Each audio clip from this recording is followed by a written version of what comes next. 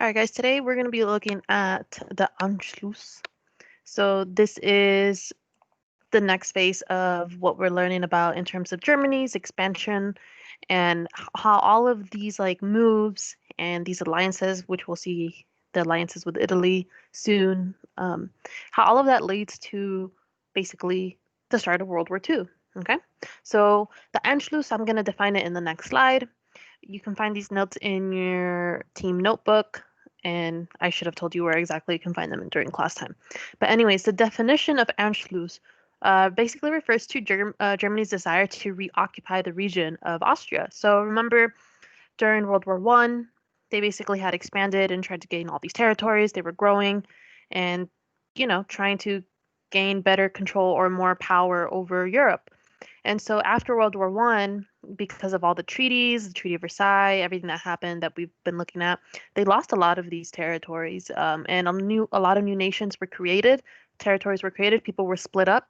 So Germany basically had the desire, once Hitler steps into the scene, of basically saying, hey, we want these places back. We have Germans or people who speak German or have German ancestry living in these territories, and we want it back. And they were going to create one greater Germany. Austria was one of the places that we see Anschluss happening with. So we're going to move on. Pause if you need to. Next slide. All right, so basically background with Anschluss. Again, so during the year of 1938, you see Germany being more aggressive with their foreign policy. We've been leading up to all of this from the last chapter with Germany. This is due in part to the lack of response to how the international community responded to Italy's invasion of Abyssinia and Germany's remilitarization of Rhineland. So we've seen that the League of Nations plays a big role in how all of this is kind of like unfolding. And Germany's saying, well, they didn't do really anything, much of anything at all when Italy invaded Abyssinia. And whatever it is that they didn't really work out for them because Italy just kind of did what they still did, right? So Germany was saying, well, we're going to do it with Rhineland. Nothing happened, right? Everybody just kind of like caved into Hitler. And so Germany was like, hey, why don't we just keep going? Obviously, nobody's going to stop us. Aside from that, Hitler feels comfortable in that sense, but he also feels comfortable because he has an ally with Mussolini, who is seen as a powerhouse during this time um, in Europe. So now that he has Mussolini supporting his ambitions, it's like he feels like he has more space to kind of work around this. Because of this, Hitler makes plans for the Anschluss. Hitler considered it unlikely that either France or Britain would ever enter into a conflict against Germany to defend Austria, because everybody was kind of nervous and everybody was trying to kind of tiptoe around everything to make sure that they didn't trigger a war. And Hitler took full advantage of that. Um, just as you see, like I said, with Abyssinia, Rhineland, and all of that stuff, they weren't doing anything. Same thing with Japan. All right, so reasons for Anschluss, I kind of mentioned that in the beginning of the video. In the region of Austria, there were many ethnic Germans living there that spoke German. Hitler believed that it was Germany's duty to basically kind of bring them back, not necessarily grab them from Austria and then put them in Germany, but no, instead just kind of go into that region of Austria and take it over and basically make it Germany, right? Make it part of this like the Third Reich. So Anschluss would also open up the way for Germany to gain access to Czechoslovakia and Eastern Europe, so other territories that Germany wanted back. And so, as you can see from this picture, Austria at the very bottom, taking over Austria would kind of further surround Czechoslovakia inside of Germany, which would mean they'd have greater access to basically going into Czechoslovakia and taking it over, as well as other parts of Eastern Europe as well. You can also see Rhineland on the map as well. Very important for you to take note of that, just so that you can like picture it in your head why he's like strategically and militaristically trying to like take over all of these regions as well. So in preparation, it's not like he's just gonna go in and invade, right? I mean, you could think that of Hitler, but he's planning these things out. So since 1934, basically the Nazi movement was not limited to just Germany, right? The Nazi party or like other Nazi parties outside Germany existed. One of them existed in Austria, very right-wing type fascist mentality, funded by Germany. And basically what they were doing is they were working into destabilizing the government in Austria to make it easier for Anschluss to happen, right? Again, you don't have these things happening unless you create chaos and instability for somebody to come in and take over these regions.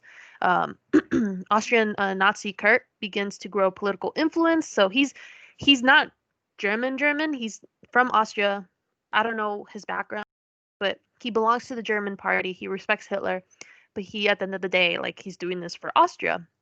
But he basically, in 1936, he gains influence and manages to get Austria to sign an agreement that with Germany that basically said Austria would carry out any foreign policies in the name of Germany and of their best interests. So, although quote unquote independent, that's what Austria's supposed to be, independent from Germany.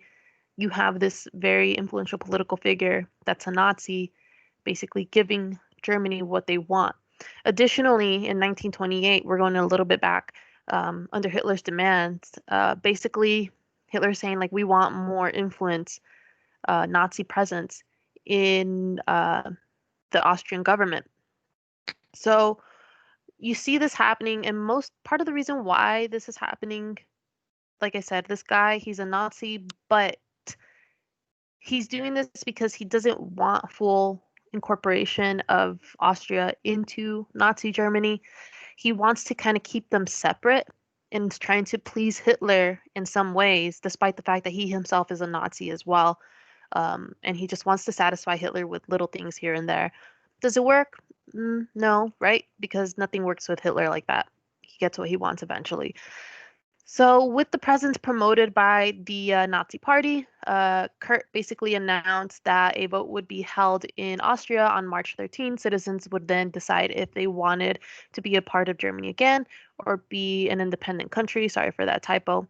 Um, Kurt did not believe Austria would vote in favor of being controlled by Germany.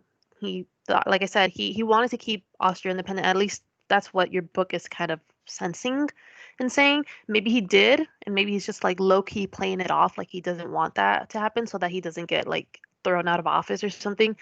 But basically, he says that he, at least this is what your book is saying, that he didn't think that the citizens of Austria would vote in favor of this. So he was okay with this vote. At the same time, though, there's this guy named Arthur, um, big Nazi, part of the Nazi movement, big loyalty towards Hitler. He's promoting all of this violence in order to create unstable conditions and trigger an invasion for Germany, just in case the vote does not go in the favor of Germany. Germany's right then and there, and they can use the excuse of like this political violence against like the ethnic Germans or something like that to kind of come in and say like, yeah, we need to invade like ASAP. All right, last slide. So Anschluss happens on, this is the day that it's supposed to be occurring, but on March 12th, 1938, the day before the vote would take place, the German army basically marches in. Again, they're going to use the excuse if the vote does not go their way to kind of invade and say, oh, like there's a lot of political instability and unrest. But, behold, the day comes, the people vote, and 99% of those who ended up voting were in favor of Anschluss. So Austria became a province of Nazi Germany, the Third Reich, and basically that's what's been told.